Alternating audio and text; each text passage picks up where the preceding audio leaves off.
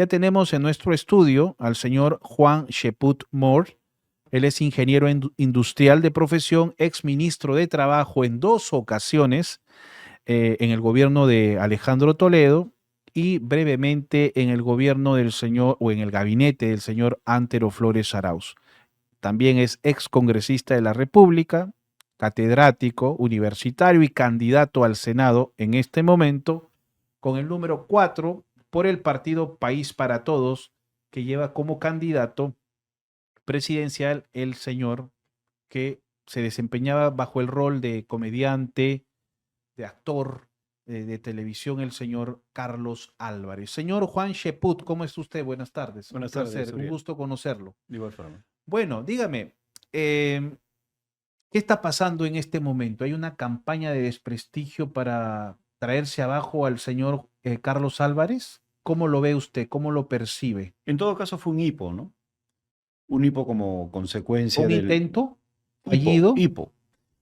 Un hipo lo digo porque ya no veo yo las manifestaciones que habían en contra de Carlos, tan fuertes como la semana pasada. Yo creo que se han desvirtuado las principales acusaciones. El Jurado Nacional de Elecciones lo ha ratificado como candidato, ya está como candidato firme.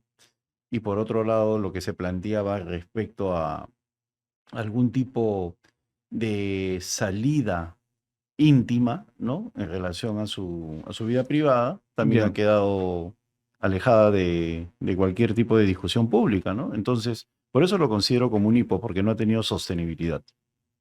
Ha bajado, según Datum, 0,5%, medio punto porcentual. ¿Usted cree que ese hipo le ha afectado? No, porque ha bajado también Rafael López Aliaga y también Keiko Fujimori. Los tres primeros han descendido un poco en la misma encuesta de Datum, ¿no? Entonces, pero en términos estadísticos, matemáticos, está por debajo del margen de error, o sea, por lo tanto se sostienen, ¿no? Los tres. ¿Genera algún tipo de expectativa positiva que tres que no sean comunistas y socialistas estén encabezando la intención de voto?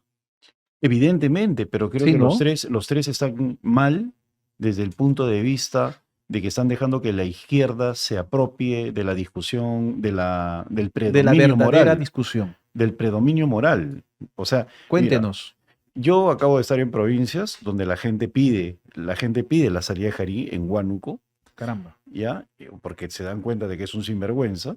Y sin embargo, cuando uno ve que los principales partidos de derecha o son tibios o no tienen el liderazgo para impulsar una censura o vacancia, ¿no? Que es un tema que podríamos discutir aparte, y dejan que sea la izquierda la que reclame esa salida, pues le están dando el predominio moral una vez más a la izquierda, como si ellos fueran los únicos que pueden tratar de esos temas. Mientras tú tienes discursos en el ámbito de la derecha de que por garantizar la estabilidad, por evitar el caos, ¿no? Para garantizar la institucionalidad no hay que tocarlo, del otro lado piden su Para salida custodiar la solidez de la moneda. de la moneda cuando no va a pasar nada si se va. Eso Si es se va no increíble pasa nada, pues. porque la señora Keiko, a través de un comunicado, señor Ujú. Sheput, ha salido a decir, ahorita nos van a llamar caviares, ojo, por si acaso, ¿ah? Nos van a llamar caviares. La señora Keiko ha salido a decir que lo hace en aras de la transparencia y de la solidez y de la estabilidad política diplomática. No, no es así, mira. Pero mire, ella fue y su partido fue la que vacó a PPK, Ujú. la que vacó a Vizcarra, la que intentó vacar a Sagasti, la que vacó a Pedro Castillo y la que vacó a Dina Boluarte. Y que la sostuvo primero. Y la sostiene y la vota, o sea, prácticamente, y después sale también igual Renovación Popular, APP y Podemos. ¿Cuánto daño están haciendo estos partidos políticos a la verdadera derecha que ama el Perú? Bueno, yo creo que no tienen vocación de poder en el fondo. Y digo que no tienen vocación de poder porque si la tuvieran, se hubieran convertido en una firme oposición y hubieran demostrado de que la izquierda peruana es un desastre gobernando. Cuando nosotros vemos de que comparten la mesa directiva con Valdemar Cerrón los 5 años, ¿no? Están cediendo, pues, a la posibilidad de poder acusar a este Congreso y a este Parlamento de izquierda pura y radical y que nos ha llevado a esta situación. Si Rafael López Aliaga, y yo recuerdo habérselo dicho en una reunión con un grupo de amigos en Willax, Usted se reunió con Rafael López Aliaga. Por supuesto, yo me reuní en un principio con él. Yo tengo discrepancias políticas, pero eso no significa de que pueda criticarlo, ¿no? ¿Qué Yo le creo dijo que... usted?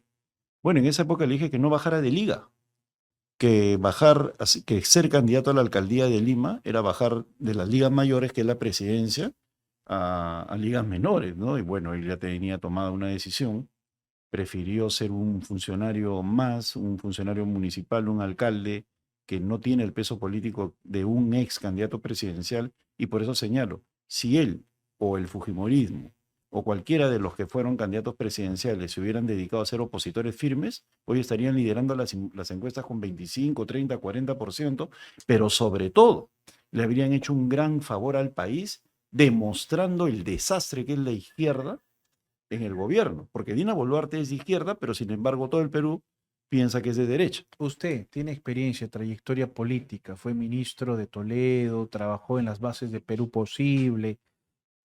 ¿Cuál fue o cuándo fue la última vez que usted, a estas alturas de la contienda electoral, algún candidato obtuvo 29, 30, 35%? Bueno, y eso ha sido en las elecciones del 2011. Ah, mire usted, ¿quién era ese personaje que no En- lo tengo tan fresco? no, en el 2011 pasan a la segunda vuelta Keiko Fujimori con Ollanta Humala. Ollanta Humala gana en la primera vuelta con niveles cercanos al 30%, ¿no? ¿Y Keiko? Y Keiko pasa a la segunda vuelta y Con es 22 me derrotada, parece, ¿no? 22 más o menos, claro. 22. Esos eran porcentajes de los primeros años de este siglo, de las primeras ¿Y qué elecciones. pasó? ¿Cuál fue el cambio? Ahora, mire, nadie llega ni siquiera a 12. Lo que sucede es que a partir Algunos ya del, se creen presidentes con 12, ya están haciendo ordenanzas entre y... el 2011, con el ingreso de un sector progresista al gobierno, entre el 2011 y el 2016, con el gobierno de Ollanta Humala, se empezaron a hacer modificaciones electorales que relajaron las exigencias para que los partidos pudieran postular. Mm, Surgió la figura de los partidos regionales y todo ese tipo de cosas, entonces le echaron agua al caldo. Cuando surgen los partidos regionales, porque eso proponía Ollanta Humala desde el año 2006, ojo, porque en las elecciones del 2006, porque cada 20 años hay elecciones regionales, municipales y presidenciales, ¿no? En las elecciones del 2006, él arrasó con los gobiernos regionales. mm. Y otra cosa que hay que señalar es que el 80% de esos gobernadores regionales terminaron presos o fugados de la justicia. Ahí estaba el famoso Martín Belaúnde del Ocio coordinando los negocios, ¿no? Era el Siguayán de la época, pero peruano. Coordinaba negocios con todos los gobernadores regionales. Entonces, desde esa época se empezó a relajar el sistema de partidos hasta llegar a lo que es ahora, ¿no? Ahora, Un vendaval de partidos que verdaderamente confunde a la población. ahora, señor Sheput, ¿qué ha pasado con usted? Y le tengo que hacer una pregunta enteramente respetuosa. Eh, todos los políticos a quien usted ha apoyado están tras las rejas. O bueno, no todos, los más importantes, diría yo. Usted apoyó a Toledo, está tras las Ujú. rejas. PPK, bueno, tampoco está tan libre que digamos. ¿Usted apoyó a Vizcarra? No, en absoluto. Bueno, Me pero pidió esos ser dos su ministro. personajes están en situaciones un poquito muy difíciles. ¿Y cómo usted respondería a algunos sectores que le dicen que usted no tiene, pues, de alguna manera la solvencia moral y ética, porque los de la izquierda y los socialistas y los comunistas se creen los exclusivos poseedores de la verdad? Ujú. ¿Cómo usted le respondería a ellos? Lo último no lo entiendo por qué. O sea, ¿qué razón hay para cuestionar mi moral? No encuentro ninguna, ¿no? Si me lo No, no, precisas. me refiero que usted apoyó a personajes que están en la cárcel. Es que no hay excepciones, Uriel. Ujú, Esa es una pregunta, esa es una falacia. ujú. Porque todos los presidentes elegidos bajo la Constitución del 95 están en la cárcel. 93. Del 93, perdón, que han sido elegidos desde el 95, Ah, ok, ok. elegidos desde el año 95, están en la cárcel. Todos sin excepción. E 30 años. inclusive la persona que falleció, Alan García, también iba a terminar en la cárcel. Entonces, en estos momentos yo no soy un personaje excepcional, soy uno más de todos los funcionarios que han trabajado bajo cualquier gobierno en estos últimos 30 años, porque todos los presidentes han terminado en la cárcel.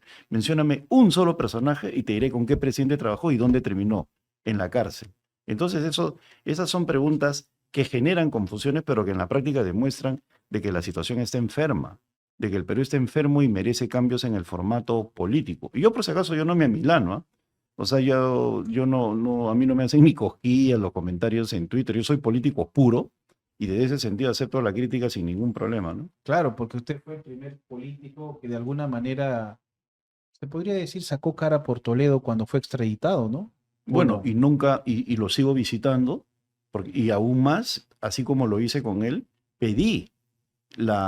fui el que sustentó en el O sea, Pleno. usted no fue un político rastrero, esos que lo utilizan cuando está en el poder y después, no, como está siendo encarcelado, extraditado y está en unas situaciones poco envidiables, yo me alejo ¿Qué es porque lo que yo esto, estoy viendo ahora cuando yo ujú, voy a visitar a Alejandro, aunque no voy desde el año pasado? Yo veo pues la soledad de Yantumala, la del mismo soledad. Martín Vizcarra, ¿no? Gente que ha estado rodeada de mucha gente y que están Ujú. pasando malos momentos en realidad, sobre todo Yanta, el mismo Pedro Castillo, ¿no? O sea, son situaciones en las cuales tú ves que la ausencia de apoyo político, o como tú bien señalas, yo creo que es lo más preciso, gente que cuando tenían poder tenían a su lado un montón de ayayeros y de adeptos y que ahora más bien se desmarcan o rajan de ellos, eso es deplorable, pues, ¿no? Entonces, y los ves ahora también, no solamente con los presos, sino también con las personas que entran en desgracia, ¿no? Ves a George Forsyth criticando al señor José Gerí cuando en su momento se fue con su uniforme a cuadrarse, dando pena, ¿no? Y ahora los de Somos Perú quieren mantener cierta Daniel distancia. Salaverry salió a atacar a Daniel José Salaverry. Gerí, atacar, se saltó a la yugular y George Forsyth y lo mismo. O sea, Mira, es es que ese es increíble, el ¿no? problema. Yo acabo de escribir un artículo en el suplemento Poder. Pero permítame, se me va a ir la pregunta. ¿Cómo? A Perdón. ver, dígame, suplemento Poder. Ese de Pablo Gas, ¿no?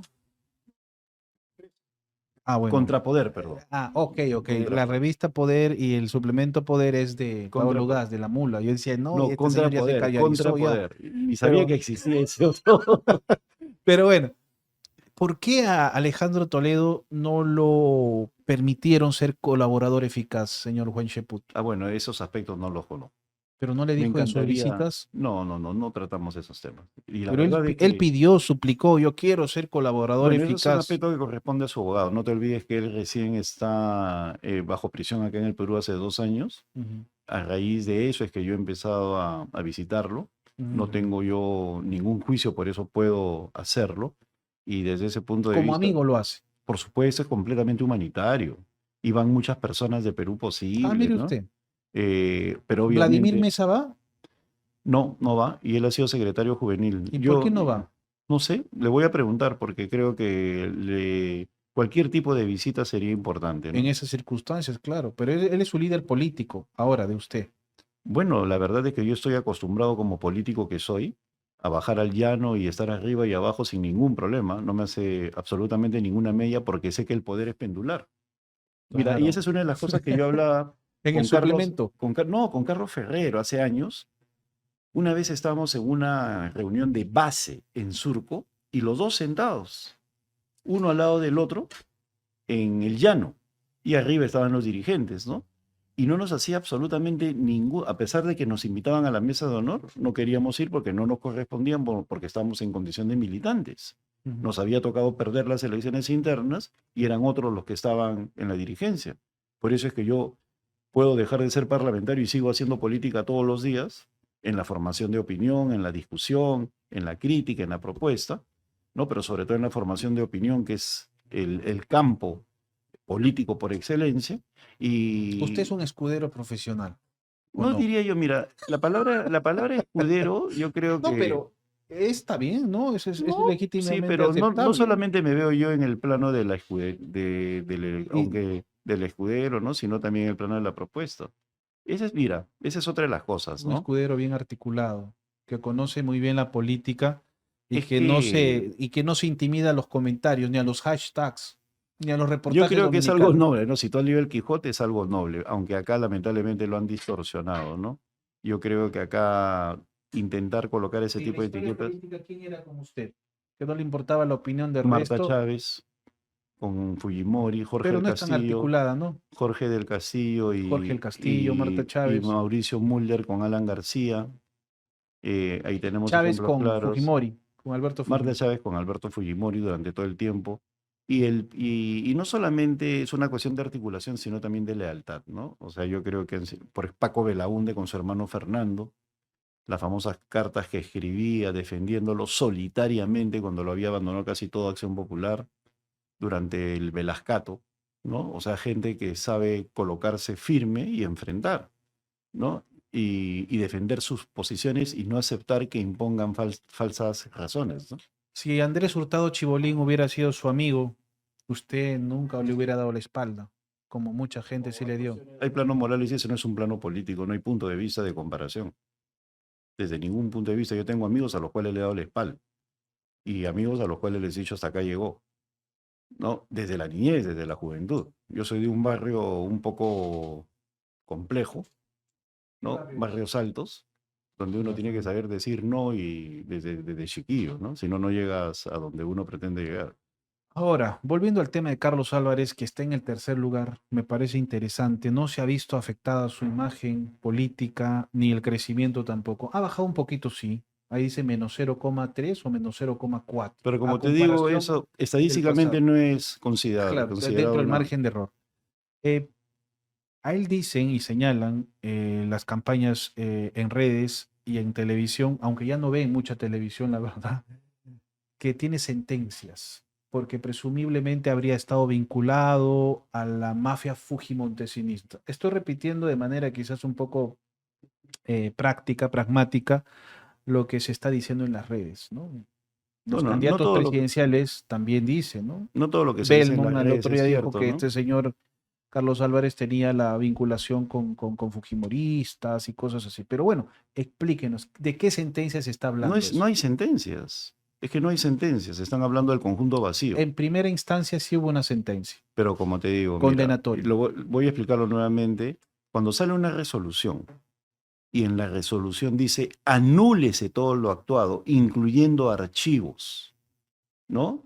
Eh, arte- eh, todos los considerandos. Es decir, no existe. Y yo hablo con abogados que me decían, mira Juan, lo que no existe, no existe, está muy bien. ¿Me entiendes? Entonces, ¿de qué condena vamos a hablar si no existe? Si en la resolución dice, como eres La primera absuelto, sentencia, ¿por qué lo sentenciaron? Yo le entiendo que en la ya, Corte Suprema, permítame, en la primera sentencia hubo una sentencia. ¿En qué se basaron esos considerandos para darle una sentencia en la primera no instancia? sé por qué no lo Y he leído. después, pero ¿cómo que no lo leyó? Esa parte, ¿cómo voy a leerme el expediente? No, pero la sentencia es media página, media hoja. No, pero no lo he leído. Pues yo leo lo que vale la pena, que es la resolución final en la cual dice anúlese todo lo actuado. Punto, queda Pero yo absuelto. le digo por qué. Supuestamente el sistema de justicia del Perú lo habría encontrado culpable de haberse confabulado con Vladimiro Montesinos y con Alberto Fujimori para Ujú. hacerle una campaña sucia a los opositores políticos del Fujimorismo en la década de 1990. Es decir, que cada persona que no comulgaba o era un crítico ácido contra el señor Fujimori o Montesinos o el régimen, en todo caso, salía a Carlos Álvarez a hacerle una especie de parodia, a ridiculizarlo, a generarle mofa, a dañar su ego, su autoestima y su amor propio y su confianza del político.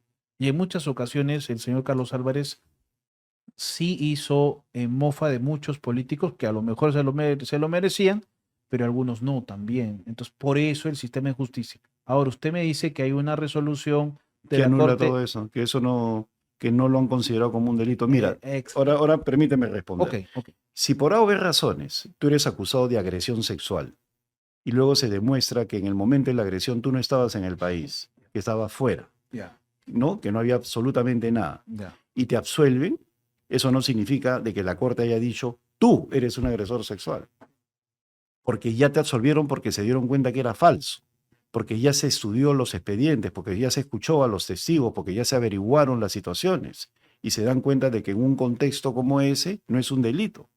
Yo le narraba a usted la primera sentencia, la en primera instancia, lo No, que pero como dijo, te pero digo, ¿no? en la Corte Suprema hubo una Se resolución anuló, donde se anula la primera instancia. se anula, Ok. ¿me entiendes? Entonces yo ¿Por no qué creo, motivo, si se anuló, estimado señor Juan Sheput Mor, no presentó la documentación no, ya la presentó, inmediatamente a los medios? porque estaba indignado de repente y está en todo su derecho.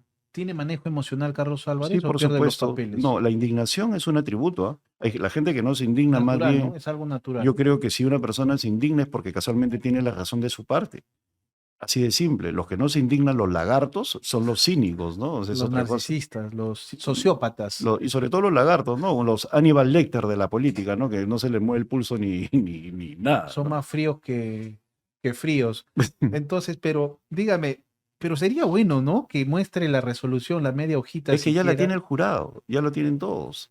Yo voy a tratar de conseguirte y si quieres te lo mando, ¿no?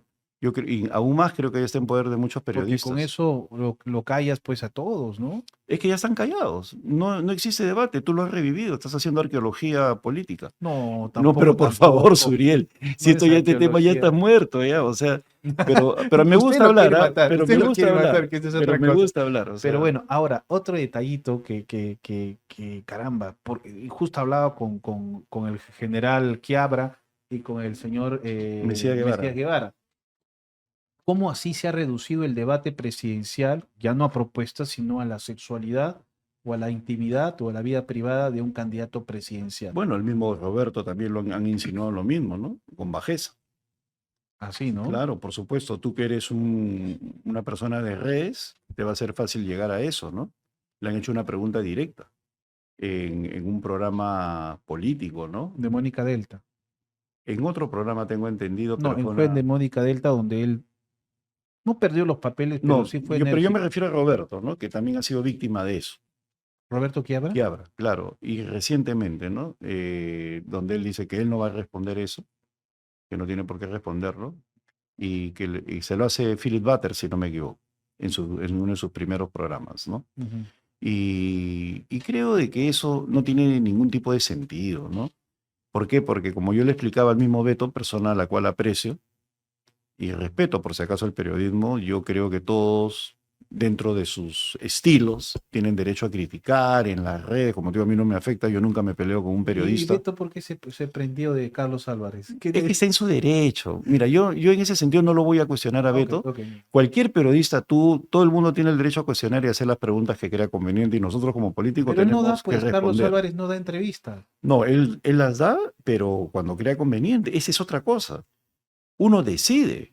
Uno no tiene por qué estar presionado para acceder a una entrevista. Uno maneja sus tiempos. Mira, hemos tenido una presidenta que no habló durante un año y no hemos tenido ni políticos ni una prensa lo suficientemente fuerte para decirle que eso es completamente incorrecto, Pero claro, ¿no? Y hasta ahora el estamos... hecho que Carlos Álvarez no dé una entrevista, no sé, a mí personalmente, puede ser una percepción equivocada, hace que como que él tuviera un rabo de paja, como que si tuviera miedo a las preguntas. No, yo no lo veo así. ¿Ah? No, no, Yo yo conozco a le estoy muchos... comentando a usted que es mi percepción. Yo lo veo como que tiene miedo, Mira, tiene rabo de yo paja, y eso conozco... no demuestra, pues imagínese, ¿no es cierto? Un candidato presidencial, que es candidato presidencial, que tenga, no miedo, pero sí prudencia a las preguntas. Mira, yo conozco políticos de primer nivel, algunos de ellos ya fallecidos, por lo tanto no voy a mencionar sus nombres, Ujú. que simple y llanamente no iban a las entrevistas porque no querían. Y se acabó. Así de simple. Mañana, tarde y noche, y el periodista en mañana, tarde y noche no quiere venir, no voy, pues. Y nadie me obliga a ir. Esa también es una condición política. Hay personas que se sienten obligadas a ir en su derecho, que vayan a todos los lugares donde quieran. Y por eso pueden pasar cosas como la que pasó con un individuo que quiso golpear a otro tirándole los lentes, ¿no? Entonces, si quiere ir, y que vaya. Ah, bueno, lo hace por prudencia y seguridad en todo caso. No, en todo caso, yo creo de que todas las personas, cualquier político, puede evaluar los lugares a donde quiere ir. Yo por lo pronto voy a todas partes, ¿no? O sea, yo no tengo ningún tipo de problema, salvo el de tiempo. Y ahorita como mi campaña, la campaña de mi partido nacional y yo soy jefe de campaña, estoy viajando mucho, esa es mi única limitante. Pero soy consciente de que hay un trabajo periodístico en época electoral que hay que satisfacer, hay que ayudar, es también una forma de colaborar. Ujú. Pero en el caso de Carlos, él simple y llanamente no ha ido a una entrevista ¿A cuál? porque él está en su derecho de no ir. Al de Beto. Creo que esa es la de Beto. No sé si Beto lo habrá invitado directamente, la verdad. Pero sí creo que, sin que eso signifique una crítica, sí creo que el periodismo está en toda la obligación y derecho de cuestionar, ¿no? y nosotros de responder, pero también de decidir si vas o no vas. ¿Y callar no es otorgar? No, ¿quién dice? Yo creo, La elocuencia, la no, o sea, narrativa. hay dichos, hay aforismos que no son necesariamente aceptables, ¿ah? Callar puede ser también despreciar, callar también puede ser ignorar. Hay un dicho mexicano que dice, ¿no? Haz algo peor que insultarlo, ignóralo. No, yo creo que un político tiene que tener la valentía y creo que sí, usted tiene razón, que tiene que ser prudente a dónde ir. Mm. Obviamente tiene para eso Mira, hay una, un equipo de comunicaciones que tiene que determinar, bueno, acá este personaje tiene una salud mental y te doy estable, no va a agredir. no, pero mira, te doy algo de la gran política, ¿no? No voy a entrar en detalles, pero hubo más de una persona que le dijo a Alan, al cual considero un político excepcional, pero para que veas que los políticos excepcionales también cometen errores, que le dijo a Alan, más de una persona, que no vaya al debate con Fernando Oliver. Y se le dijo cosas como la siguiente: no pasa nada si no vas, ¿ya? Como las CADE, que la gente dice, ay, no fue al CADE. No pasa nada si uno no va al CADE. Lo han hecho más de un expresidente o candidato. Entonces, él va. Y allí los 9 puntos que tenía se convirtieron en 4. Entonces, mira, como dicen en los barrios altos, ¿no? El que sabe mechar sabe retroceder, ¿no? Entonces, hay momentos en los cuales uno tiene que saber si hay que retroceder o no. Y eso no significa ser derrotado. Mira a los rusos. Yo en ese sentido tengo formación rusa en todo caso, ¿no? Retrocedo y después ataco. Y dejo que te quemes, ¿no? En lo que voy dejando, ¿no? Entonces a ese iba yo con el artículo, Suriel, de que sea lo que la gran crisis del Perú es política. Los políticos son especies en extinción. Tú mira los candidatos, cualquiera, ¿no? Y fíjate si tiene trayectoria política. Hay gente que dice, ay, Gerí, 38 años, esa edad, que no había hecho yo en política. ¿Ya? O sea, como se lo han recordado. Él pretenden compararse con García. Alan García fue constituyente a los 26 años, diputado a los 30, ¿no? Presidente del Perú a los 35, no, el Gerí no le llega ni a la canilla. Y hacía muchos políticos, que somos políticos de los 16 años. Ese señor, cuando descubrió que socialmente no iba a ascender por acá, se mete a la política. Entonces, por eso es que tenemos lo que tenemos hoy en día. El gran problema del Perú hoy es la política. Y yo creo que en el próximo proceso electoral la política va a estar concentrada en el Senado. Y eso es lo que me preocupa, ¿no? ¿Qué le preocupa el Senado? Por supuesto, no te imaginas cuánto. Yo creo que los caudillos regionales pueden tomar el control del Senado con ese estilo de votación que tenemos y simplemente el Perú entra en una espiral, en una caída libre. Los ojos están concentrados en los candidatos presidenciales, cuando todos esos candidatos presidenciales van a depender de un Senado muy poderoso. Claro, porque la presidencia prácticamente, como lo hablaba hace un rato, el equilibrio de poderes se ha visto bastante debilitado, ¿no? Y no hay mucha, de alguna manera, forma de revertir esa situación. Y mira, y se Tenemos este eligen Congreso. 30 senadores se eligen de manera regional. ¿Tú crees que va a perder el candidato de la minería ilegal en Madre de Dios? No, ¿Tú crees que va a perder el candidato de la minería ilegal en La Libertad? Yo creo que el Senado va a ser tomado por la minería ilegal. Claro, por eso te digo, si es que no hacemos algo desde ahora. Mira, Carlos Meléndez, al cual debes conocer, un amigo, ¿no? un excelente... editorialista.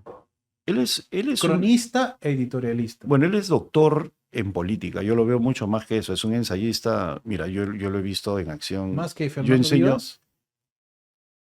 Carlos Meléndez son distintos estilos. Fernando es un gran cronista, periodista, pero Carlos Meléndez viene del mundo de la academia pura.